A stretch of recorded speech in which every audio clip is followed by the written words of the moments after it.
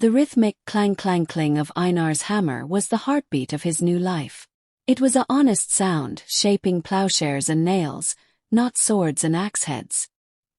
Here, in the small Vinland settlement they called Viterstrand, the White Shore, the only blood he saw was that of a stag he'd cleanly felled, the only screams were the gulls wheeling overhead. Sunlight, thick with dust motes, streamed through the open doorway of the smithy, illuminating his 5-year-old son Gerald. The boy sat on an upturned barrel, his small legs swinging, his eyes fixed on his father's bare back. "Papa!" Gerald's voice was small against the hammer's ring. Einar paused, setting the glowing iron rod back into the coals.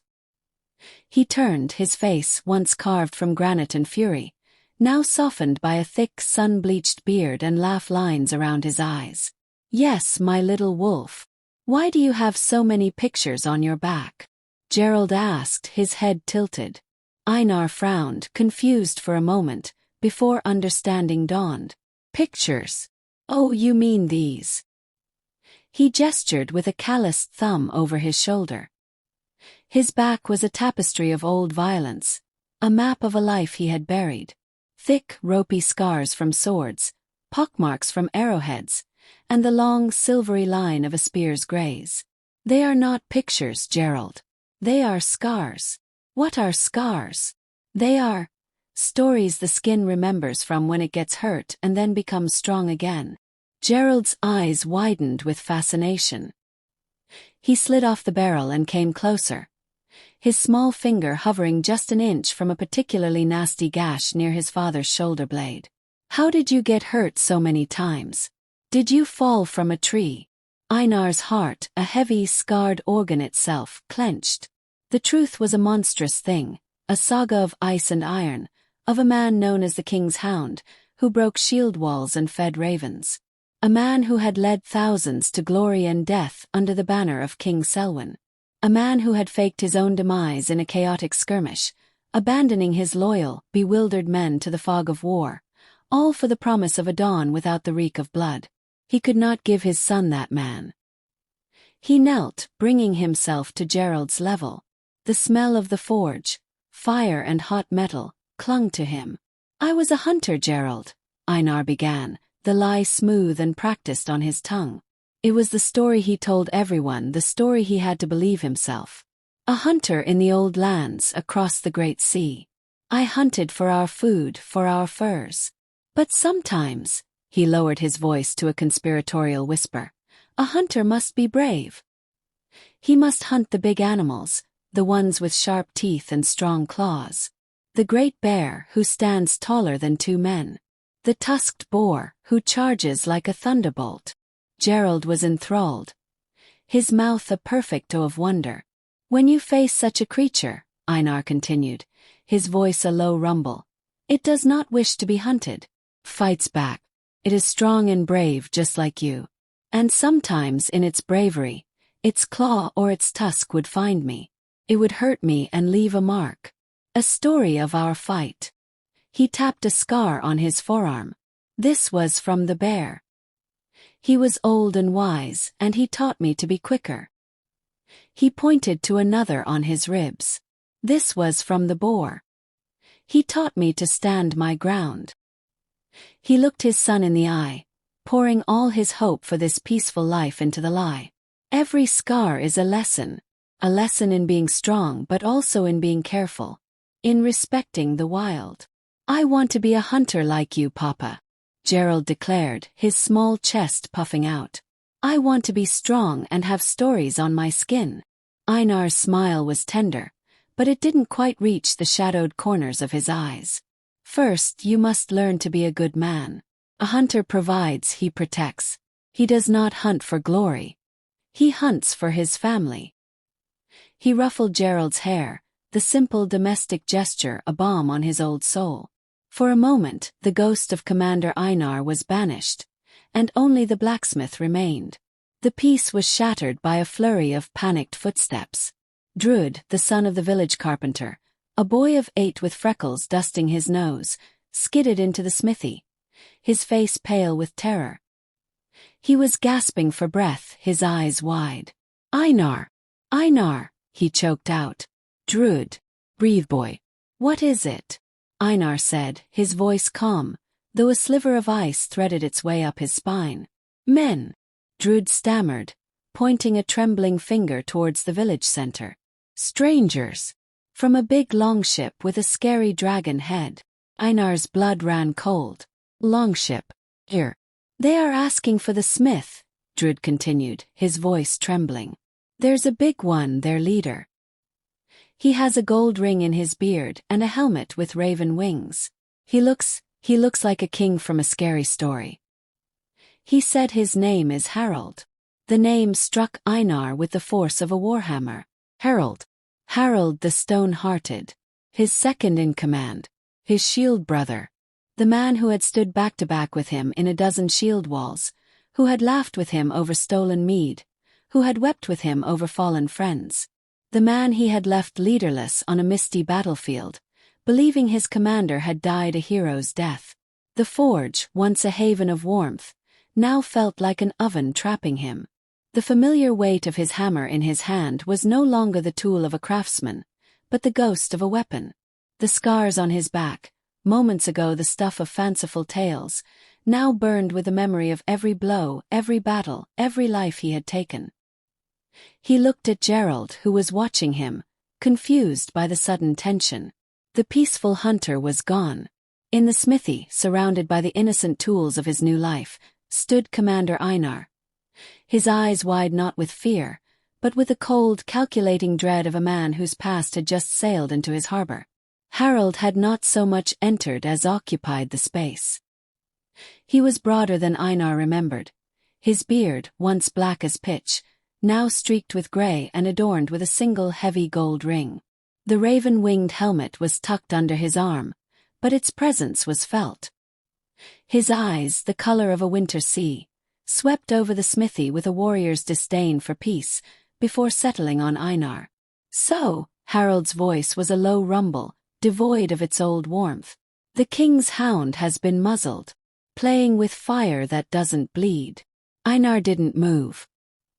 He was acutely aware of Gerald, still hovering by the anvil, and of Drud, who had scurried behind a stack of timber. Harold. The name was an admission. We searched for your body, Einar. Harold's gaze was unblinking.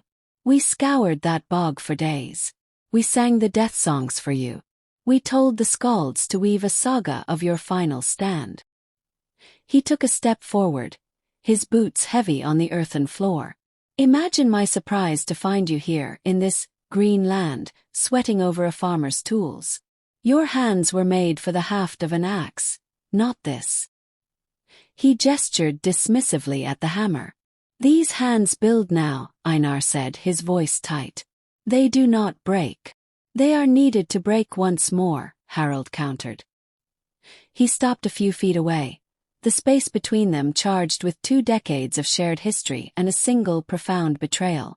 King Selwyn is sick. The wasting fever. He will not see another winter. The news struck a chord deep within Einar, a pang of loyalty he thought long dead. Selwyn, the fierce, ambitious young king he had sworn his sword to. The kingdom is restless, Harold continued, his voice dropping. The jarls circle like wolves. There is no clear air. The army is a headless beast.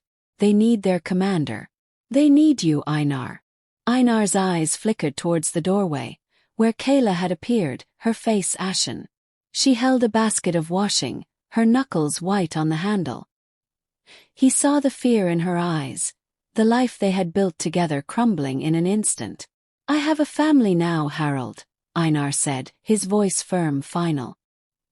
He gestured to Gerald, who was watching the giant stranger with a mixture of fear and fascination. This is my son. My wife is here. This is my life. Cannot come. You must give the king my regrets. Harold's expression hardened, the last vestige of camaraderie vanishing. You do not offer regrets to a king. You do not reject his call. You know the law, Einar.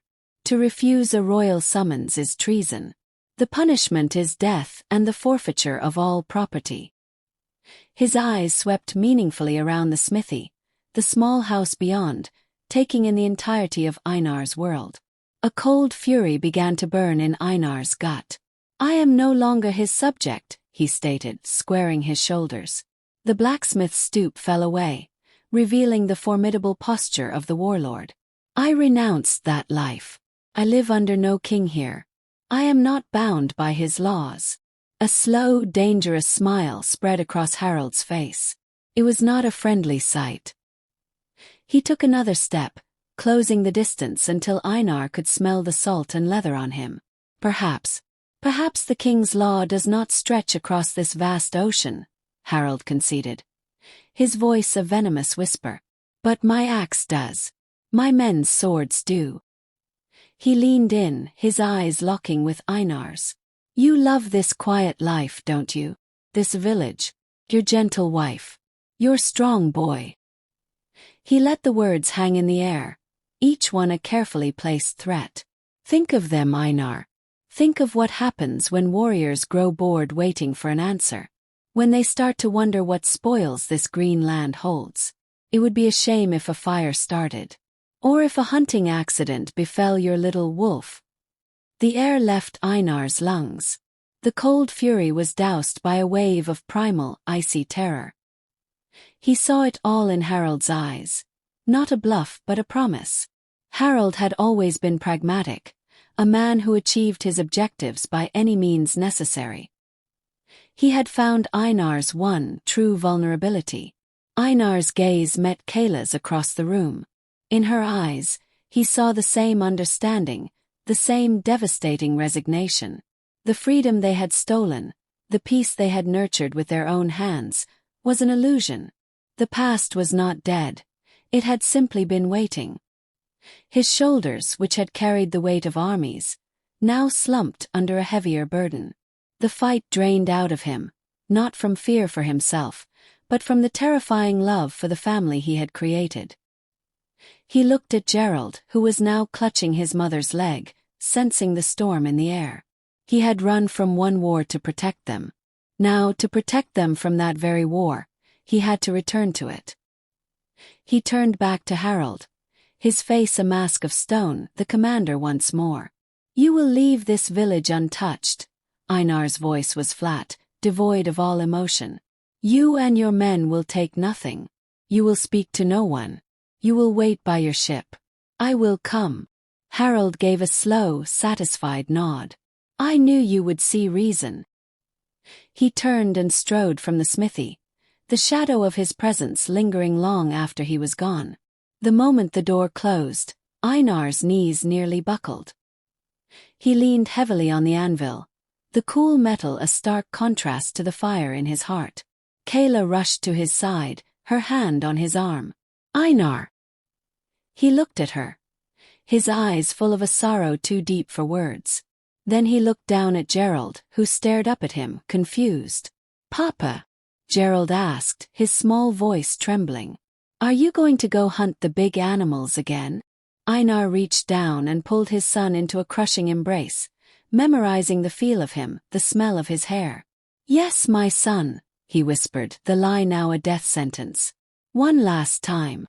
The heavy oak door had barely shut behind Harold when a smaller, more hesitant voice pierced the tense silence. "Papa," Gerald whispered, his small hand tugging at Einar's leather apron. "Why were those men here? The scary one with the shiny beard. Are they soldiers? Like in the old stories?" Einar looked down at his son's wide, earnest eyes. The lie he had to weave now was even more delicate than the one about the scars. He knelt, his knees cracking, a sound that seemed to echo the breaking of his heart. He forced a smile, a poor imitation of the one he usually wore for his boy. "They are, little wolf," Einar said, his voice carefully light. "They've come from across the sea. It seems the king of the old lands has need of a good blacksmith. His own smiths are busy. They need me to come and help them for a little while." Gerald's brow furrowed. "Help them how? Make more plows?" "Something like that," Einar said, the words ash in his mouth. "They need strong metal, and they've heard your father is the best." A spark of pride lit in Gerald's eyes, but it was quickly overshadowed by confusion. But you have to go across the sea. I do. A king's request is important. Then I'll come with you, Gerald declared, his small chest puffing out with sudden bravery. I can help. I can carry the small hammers. I can pump the bellows. I'm strong, see. He flexed a tiny arm. The innocent offer was a dagger in Einar's soul. He pictured his son not in a warm, familiar smithy, but in the acrid, smoke-choked forge of a military camp, surrounded by the grim faces of warriors and the screams of the dying. He saw the light in those young eyes being extinguished by the horrors he himself had fled. He placed his hands on Gerald's shoulders. No, son. You cannot. His voice was firmer now, leaving no room for argument. The king's forge. It is not like ours. It is a dangerous place. There are great pits of fire, and molten metal that can burn you in an instant. It is no place for a boy. It is a place for hard, tired men. You must stay here. You must be the man of the house and look after your mother. Gerald's face crumpled. The bravado vanished, replaced by the raw hurt of a child being left behind. His lower lip trembled, and without another word, he turned and fled the smithy. The sound of his small footsteps pattered across the yard, followed by the definitive, heart-wrenching thud of his bedroom door slamming shut. Einar flinched as if struck. He remained kneeling for a long moment, staring at the empty space where his son had been. A gentle hand touched his shoulder. Helga. Her face was streaked with silent tears, but her jaw was set. She knew. She had always known, in the quietest corner of her heart, that the ghost of Commander Einar might one day return to claim its host. He will understand one day, she whispered, her voice thick. Einar rose and pulled her into a fierce embrace, burying his face in her hair. He breathed in the scent of her, of soap and sun-dried linen, the very essence of the peace he was about to surrender. Watch over him, Kayla, he murmured, his voice ragged. Keep him safe. Give him good. Do not let the world harden his heart. She pulled back, her hands framing his face, her eyes searching his. Promise me, Einar. Promise you will come back to us. Swear it on our son's life. The fear in her eyes was a living thing. Einar looked at her, at the woman who had followed him into exile, who had built a new world with him from nothing. He saw the reflection of the man he had been, the brutal, feared warlord, and he knew he had to become that man again to protect the man he was now.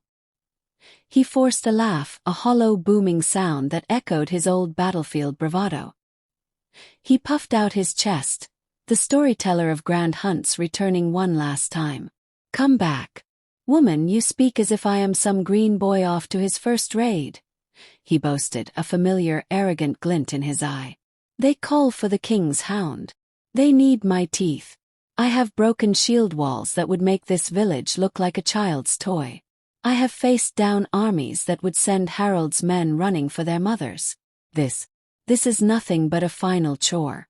I will do what needs to be done, and I will return before the first snow, with stories that will make Gerald's hunter tales seem like nursery rhymes. He kissed her then, a long, desperate kiss that tried to convey every ounce of love and apology that his words could not. When he pulled away, he turned quickly, unable to bear the sight of her seeing through his performance. He did not look back at the small house, or the locked door behind which his heartbroken son sulked. He walked towards the longship, his stride lengthening into the purposeful, grim march of Commander Einar. And with every step he took away from his family, the blacksmith of Viterstrand faded, leaving only the ghost of a warlord, stepping back into his armor. As days rolled into weeks, and weeks into months, no news of Einar had reached Vinland. Kayla had become pensively scared, and little Gerald could not stop pestering his clueless mother about his father's whereabouts. The silence in the house on Viterstrand was no longer peaceful. It was a heavy, suffocating thing. Weeks had bled into months with no word from Einar. No trader brought a letter. No ship carried a message. Kayla's steadfast hope, once a blazing fire, had dwindled to a guttering ember. Each time Gerald asked, "When will Papa be back?" the lie felt more like a betrayal. "Soon, my love. The king's work is taking longer than he thought," she would say, her voice growing thinner each time. Then the ship came. It was not Harold's dragon-headed longship, but a smaller, grimmer vessel. Its crew said nothing, their faces closed and hard. They carried a canvas-wrapped burden off the ship and laid it on the porch of the smithy with a grim finality. One of them handed Kayla a small, heavy purse of silver. "For his service," the man muttered, unable to meet her eyes, before they quickly returned to their ship and pushed off as if fleeing a plague. With trembling hands, Kayla untied the ropes. The canvas fell away, and a sound raw and animalistic tore from her throat. It was Einar, but it was not him. His body was a map of brutal, final vengeance. Lashes crisscrossed his back, deep and purpled. A single terrible gash split his torso from shoulder to hip, a killing blow, but clearly not the first. His face, what was left of it, was a mask of broken bone and bruised flesh. This was not a death in battle. This was an execution. Message. The world swam. Kayla collapsed to her knees, her weeping a silent, shuddering storm. But amidst the grief, a cold, sharp clarity emerged. That final, clean gash. It was the work of a master, someone who knew exactly how to kill. An inside job. Harold's face, cold and satisfied, flashed in her mind. Days later, when the fog of grief allowed her to function, she sought out old man Alric, a grizzled fisherman who had once, in his cups, confessed to having served under the commander in his youth. She found him mending nets, his own eyes red-rimmed. He had heard. He was not called to service, was he, Alric? Kayla's voice was a hoarse whisper. Alric flinched, his gnarled fingers stilling. He looked around the deserted beach, his shoulders slumping in defeat.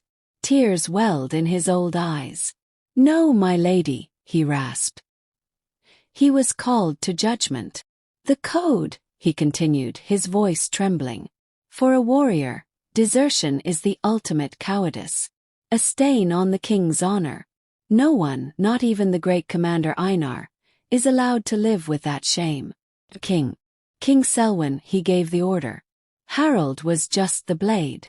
The confirmation shattered what was left of Kayla's world.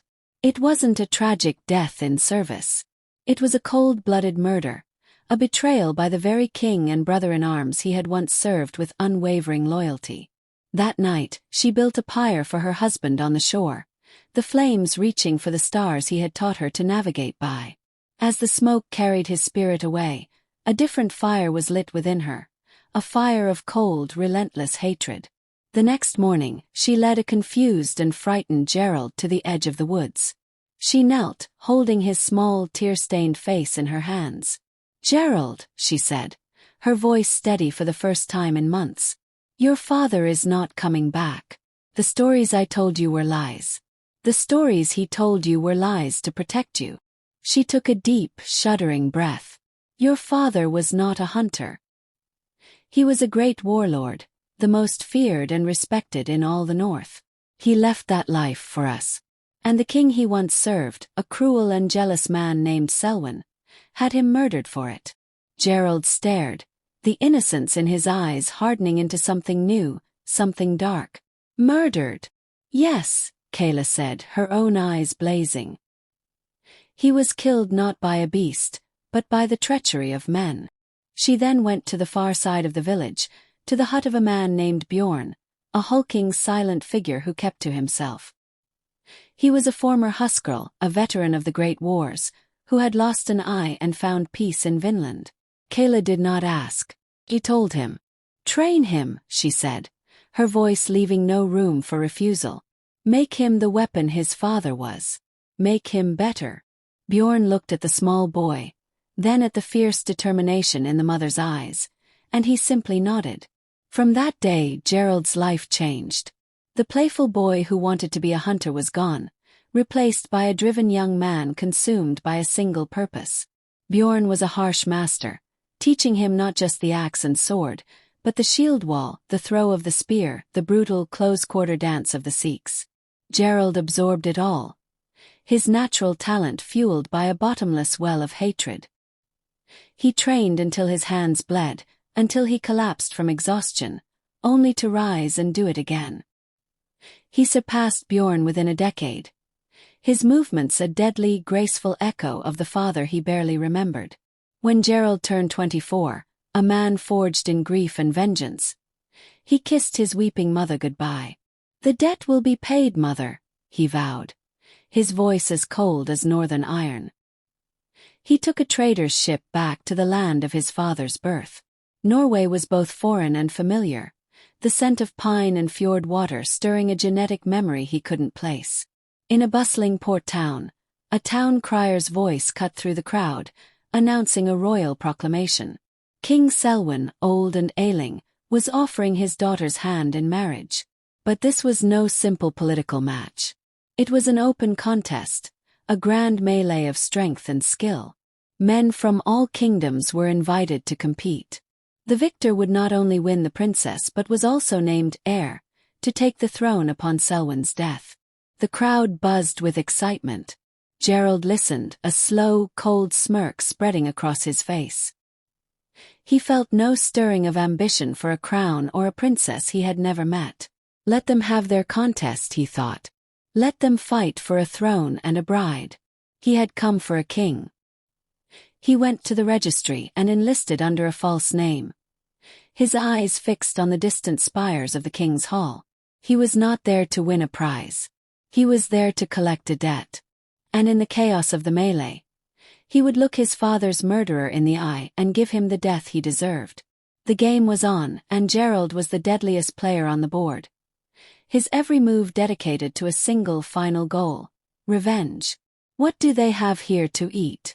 Gerald asked no one in particular, holding his growling stomach. The Norwegian market was a cacophony of smells and sounds: sizzling pork, salt-crusted fish, the earthy scent of turnips, and the loud bartering of traders. For Gerald, it was merely a place for sustenance, a necessary stop to fuel the machine of his vengeance. He moved through the crowd with a singular focus, his eyes seeing threats and exits, not the vibrant wares. Ahead, the crowd tightened, and the usual hum was pierced by the sharp, ugly sound of a scuffle and a taunting laugh. "Think you're too good to show your face, rat? Let's have a look at you," a man's voice sneered. Curiosity, a feeling he usually suppressed, pricked at him. He pushed his way to the front of the gathering onlookers. In the center of the circle, a figure in a heavy, oversized hooded coat was trying to shrink away from a well-dressed man with a cruel twist to his mouth.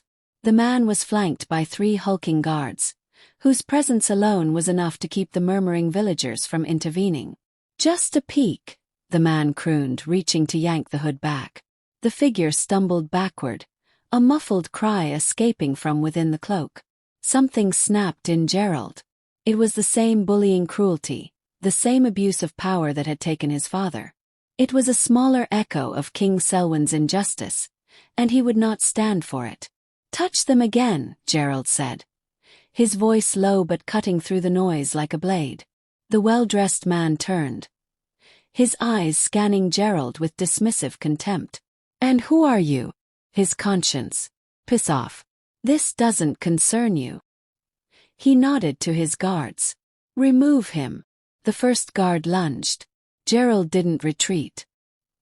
He stepped inside the man's reach, caught the outstretched arm, and used the guard's own momentum to spin him violently into the second guard, sending them both crashing into a stall of pottery, which shattered with a tremendous crash. The third guard drew a short sword. The crowd gasped and surged back. Gerald was a blur of motion. He ducked under a wild swing, drove a fist into the man's armored ribs hard enough to make him grunt and stagger, and then delivered a precise, disabling blow to his sword wrist. The weapon clattered to the cobblestones. The well-dressed man's eyes widened in shock and fury. "You fool! Do you know who I am?" "I know you're a coward who hides behind his guards," Gerald said, his voice cold. He closed the distance before the man could react. He grabbed the arm that had reached for the stranger's hood, twisted it with a brutal, practiced motion and shoved. There was a sickening pop as the man's shoulder dislocated. He screamed a high-pitched, pathetic sound and collapsed to his knees. You will die for this," the man shrieked through tears of pain. "My brother is Bjorn. He fights in the king's contest. He will tear you limb from limb." "Let him try," Gerald said, his tone devoid of all fear. He looked at the cowering guards. "Get him out of my sight. Now." They scrambled to obey, hauling their cursing, weeping master to his feet and scurrying away. Gerald turned to the hooded figure, who was standing perfectly still, as if frozen. "Stay away from places like this if you can't handle the violence," he said, his voice still rough with adrenaline. He didn't wait for a response. He had done what was necessary. Now he could return to his purpose. He had taken only 3 steps when a voice stopped him. "Wait." It was a gentle, melodic voice, soft as a summer breeze yet clear as a bell. It was undeniably a woman's voice. Surprised, Gerald turned. The stranger reached up with slender, pale hands and slowly pushed back the oversized hood. The world seemed to slow. The market's noise faded into a distant hum. Framed by the dark wool was a face that stole the breath from his lungs. She had eyes the color of a twilight sky, wide with a mixture of fear and awe, and hair the shade of spun gold that cascaded over her shoulders. Her features were delicate yet held a quiet strength, and in that moment, standing amidst the wreckage of the fight, she looked like an angel who had stumbled onto a battlefield. "Thank you," she said, her gaze steady on his. No one else would help. Gerald could only stare, his mind, usually so sharp and focused, completely blank. The cold, hard shell around his heart cracked, just a fraction. "You're a woman," he managed, the words sounding stupid even to him. A faint, shy smile touched her lips. "I am. It seems my disguise was not as effective as I'd hoped." She gestured towards a food stall. "Please let me buy you some food and ale. For your trouble. You must have expended much energy." The offer was genuine, kind. It was the first kind gesture offered to him since he'd arrived in this cursed kingdom. And it was a distraction. A dangerous, beautiful distraction. "No," he said, the refusal coming out more harshly than he intended. He saw a flicker of hurt in her twilight eyes and felt a strange pang of regret. "My goals do not allow for distractions. Stay safe." He turned and walked away, forcing himself not to look back. He felt her gaze on his back until he disappeared into the throng of the market. That night, in his sparse rented room, the image of her face wouldn't leave him. He lay on his cot, staring at the ceiling, running through combat drills in his mind, but her face kept superimposing itself over the imagined foes. Her voice echoed in the silence. Who was she? A noble's daughter, daring to walk the common market in disguise. A lady in waiting. What was her name? He cursed himself. Revenge was a path that demanded a solitary heart. There was no room for the gentle curve of a smile or the sound of a melodic voice. He had come to kill a king, not to be captivated by a stranger. But as sleep finally claimed him, it was not visions of a bloody crown or a dying tyrant that filled his dreams. It was a pair of twilight eyes and the whisper of a thank you that, for the first time in his life of hatred, made him feel like a hero. What a day! Helga squeaked in delight, meandering through the palace walls. The secret passage behind the tapestry closed with a soft, final click. Princess Helga leaned against the cold stone wall, her heart still hammering from the day's excitement and terror. She pulled the heavy commoner's cloak from her shoulders, a grin of triumphant relief spreading across her face. She had done it. She had slipped out, seen the real world, and made it back unseen. An eventful day for a simple baker's daughter, was it not? The voice, cold and familiar, froze the blood in her veins. She whirled around. King Selwyn sat in a high-backed chair by her cold fireplace, his hands resting on the carved wolf heads of the armrests. His face, once a visage of formidable power, was now gaunt and etched with the lines of his sickness, but his eyes burned with a familiar paternal fury. "Father!" she gasped, her hand flying to her throat. "How did you? Did you truly believe I would not know?" he interrupted, his voice a low rumble of contained thunder. "That I would not have my own daughter watched, especially when she disregards every rule of safety and decorum I have set for her protection."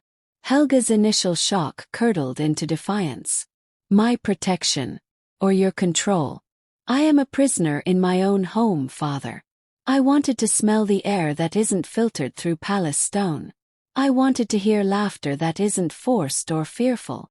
Do you think I do this for my amusement?" Selwyn rose, his frame still imposing despite his frailty. "There are men in this kingdom who would slit your throat to get to me. There are rivals who would use you as a pawn. Your life is not your own to risk so frivolously. For us, there is no normal life." Helga shot back, throwing the cloak onto her bed. "That is what you always say. But I am tired of it. I am tired of being a jewel in a locked box, a prize to be won. Then start acting like the queen you must become," he roared, a cough rattling in his chest immediately after. He steadied himself on the chair. "You reject every worthy suitor who comes to court. You spurn the alliances that could secure our dynasty. This contest.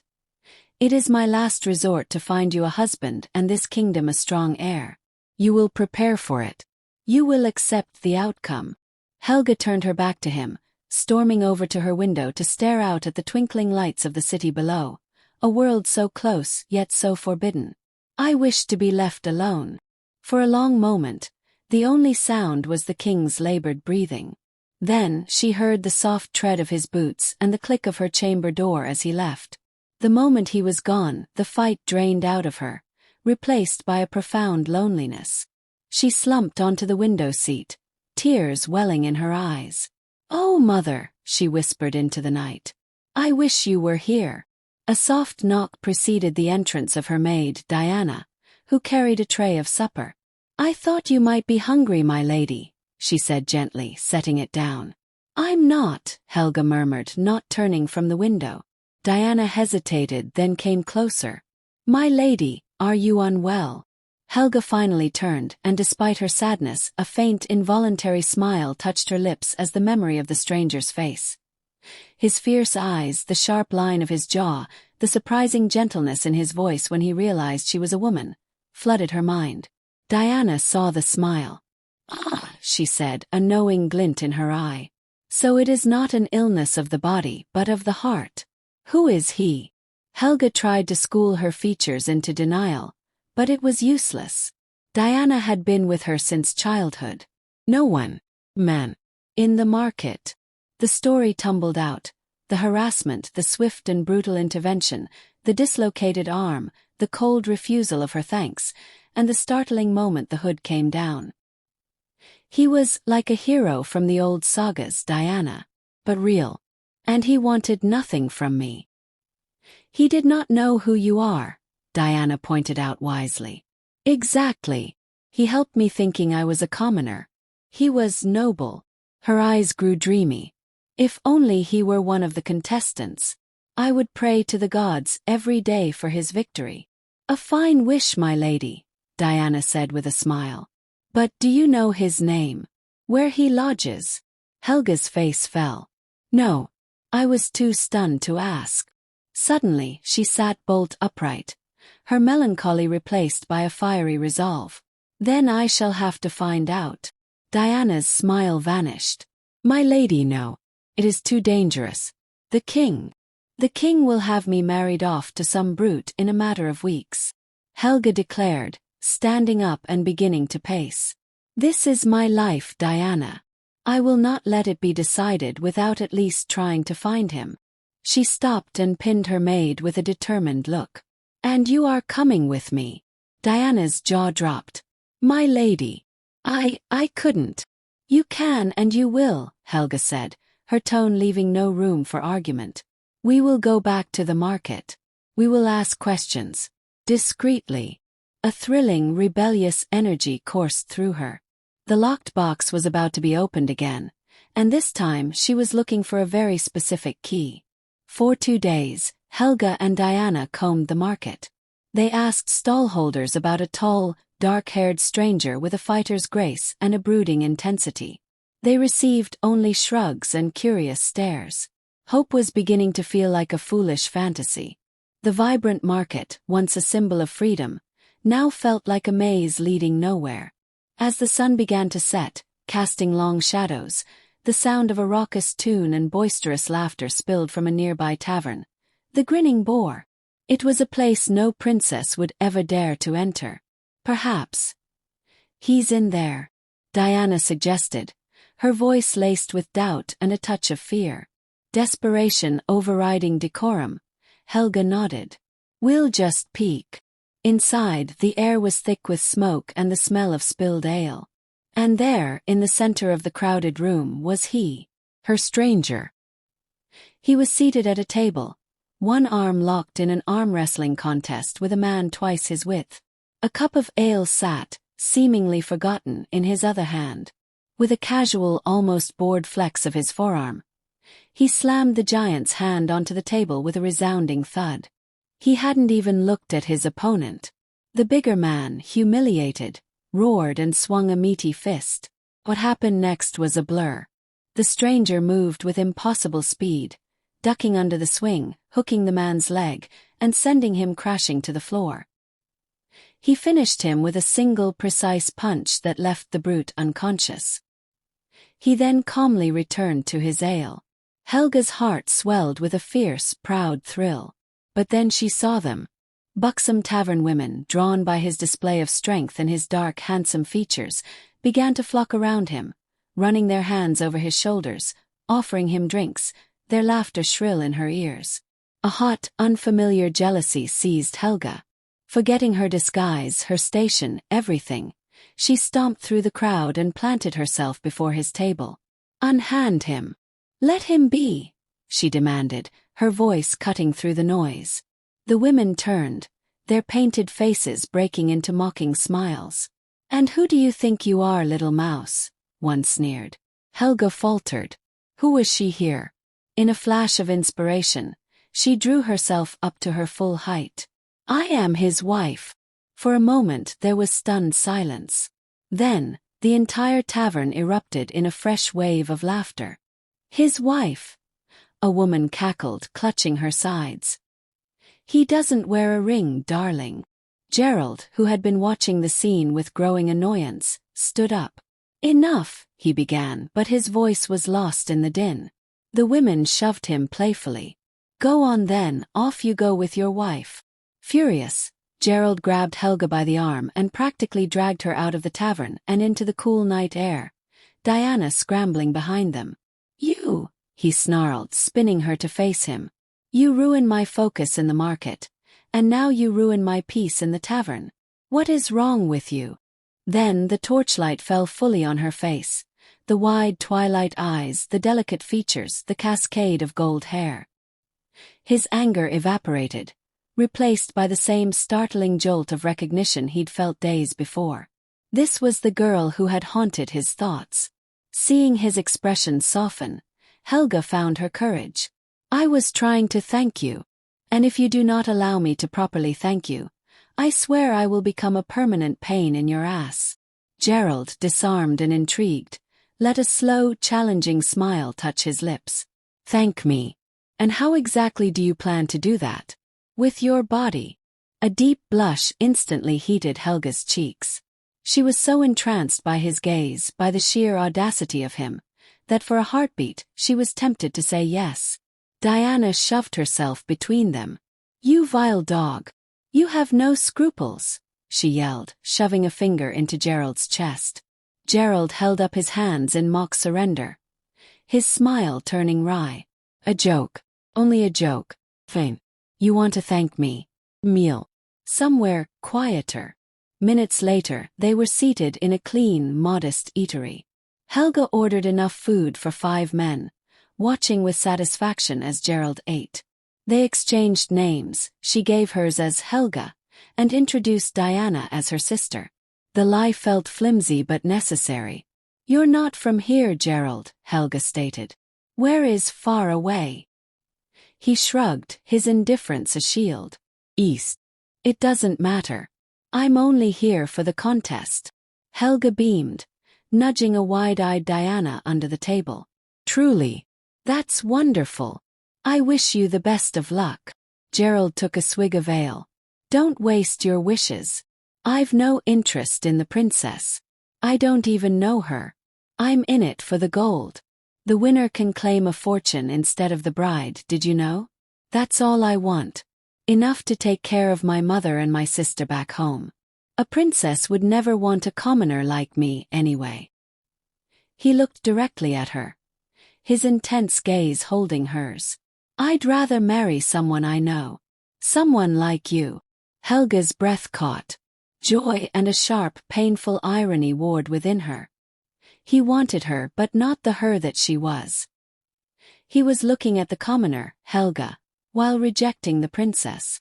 Lost in the moment, they leaned closer, the world narrowing to the space between their lips. Diana's loud, deliberate cough shattered the spell. They jerked apart, blushing like chastised children.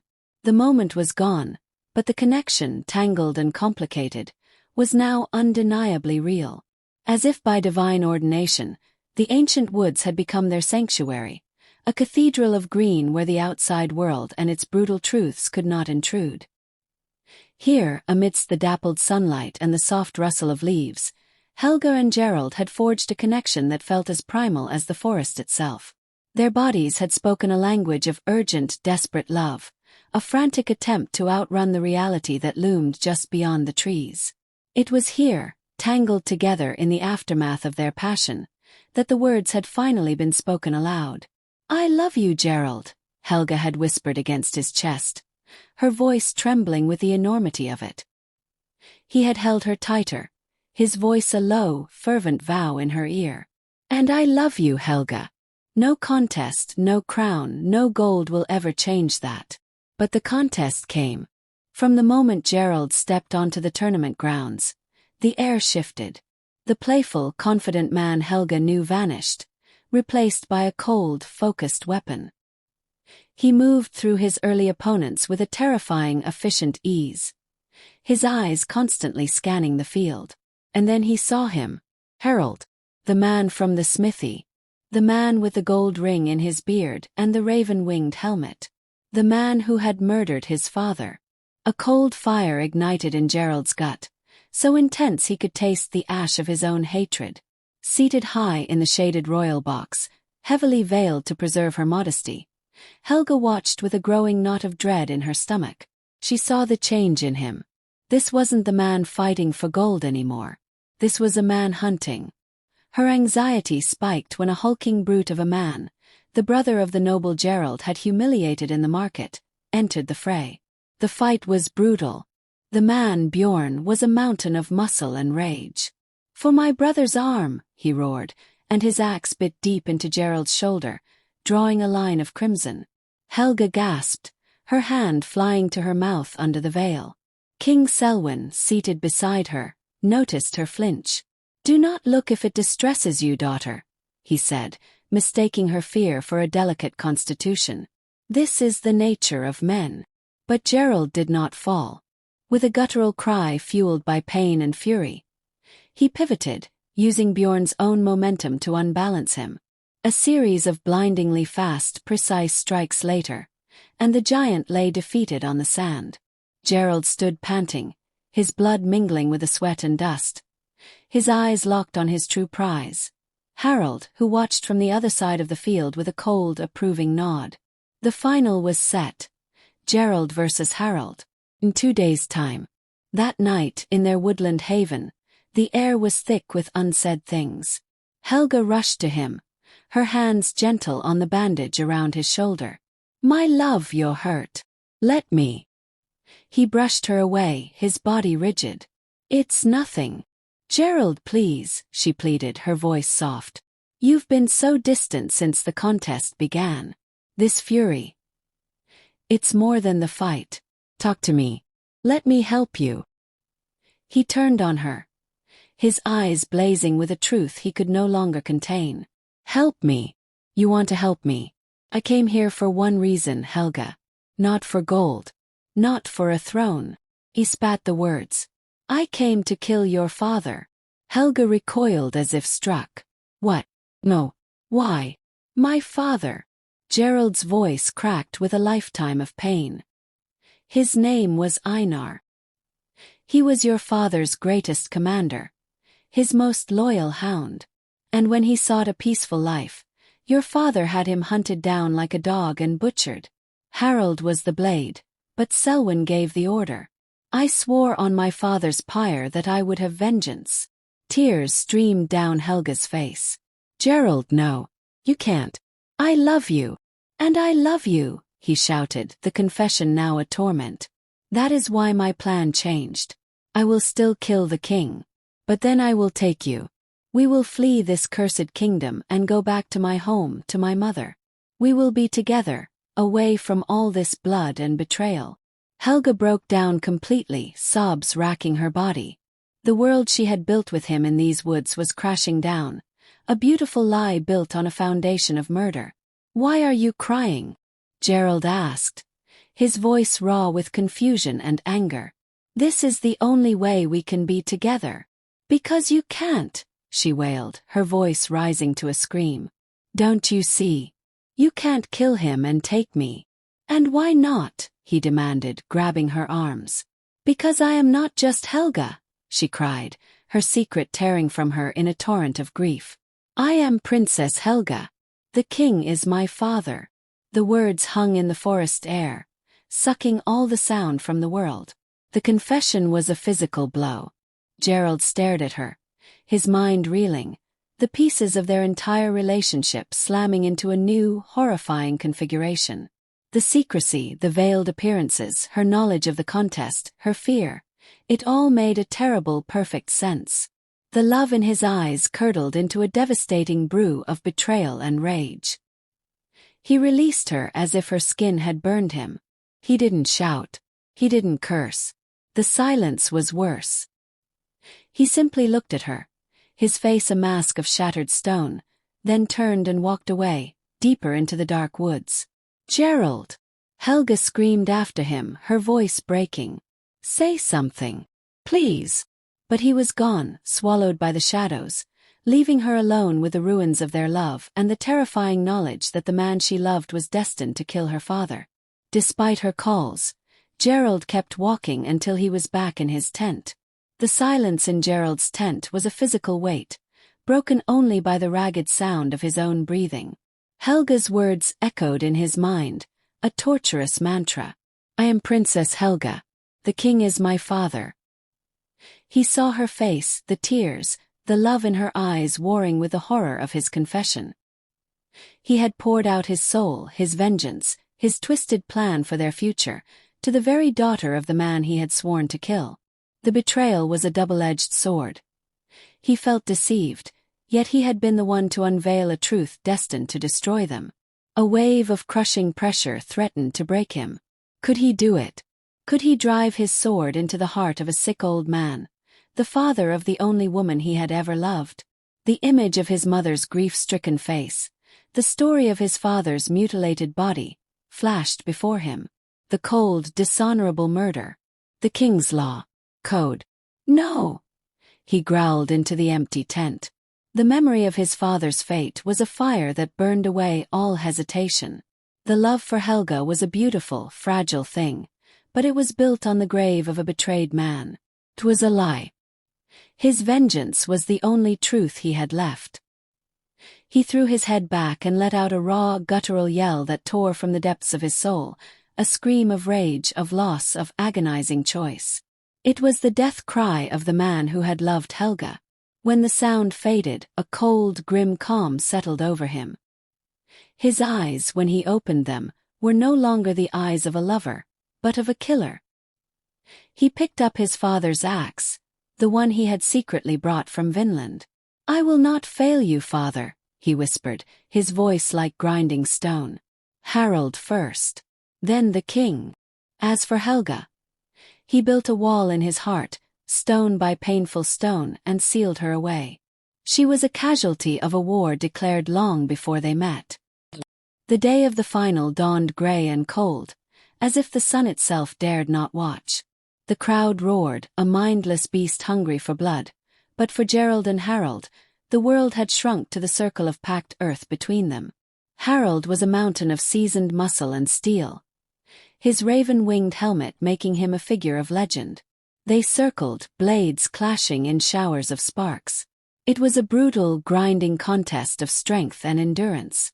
Harold gained the upper hand, his greater weight and experience forcing Gerald into a lock, their faces inches apart, weapons straining.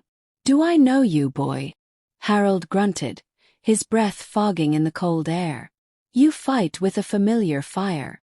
Gerald's voice, low and venomous, cut through the strain. "You knew my father."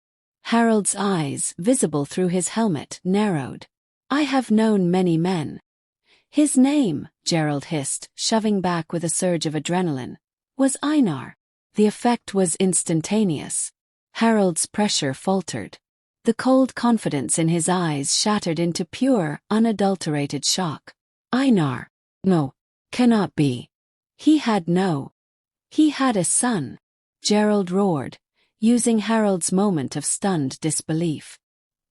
He broke the lock, twisted his body, and in a move faster than a striking serpent, he drove his axe blade deep into the gap between Harold's breastplate and his shoulder, finding a path to his heart. Harold's eyes widened, a choked gasp escaping his lips. He looked at Gerald, not with hatred, but with a strange, dawning understanding.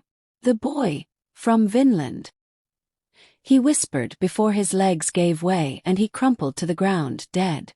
A silence fell over the arena, then erupted into a chaotic mix of cheers and gasps. Gerald didn't hear them. He planted a foot on Harold's chest and wrenched his axe free. Then he lifted his head, his gaze, burning with undiluted hatred, finding the royal box. He stared directly at King Selwyn, letting the king see the promise of death in his eyes. He pointedly avoided looking at the veiled figure beside the king, but he felt her gaze like a physical touch, a brand of agony on his soul. The master of ceremonies, trembling, rushed forward and raised Gerald's bloody arm. "The winner, Gerald of the distant shores."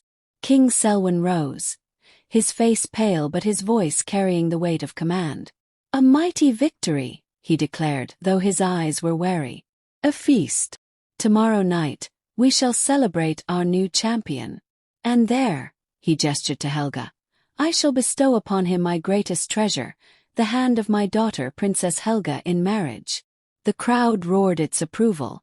Gerald stood amidst the adulation, covered in the blood of his father's killer, the cheers sounding like a funeral dirge. He had won the contest. He had secured his path to the king.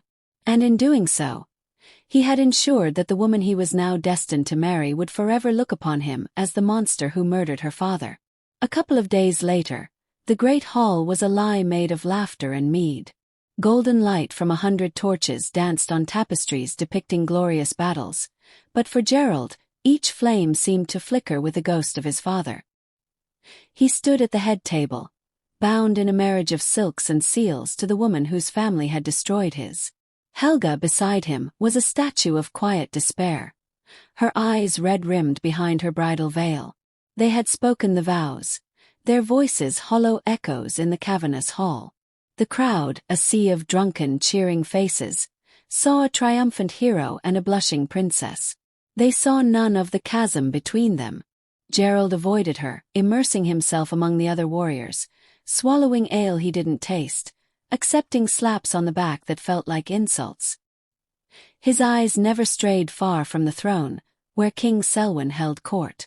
The old king drank heavily, his laughter too loud, his movements unsteady. The sickness and the drink were doing Gerald's work for him, softening the target.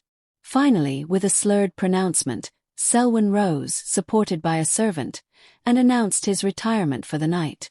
This was the moment. As the king shuffled out a side door, Gerald gave it a count of 50, then excused himself, moving with a predator's grace through the throng.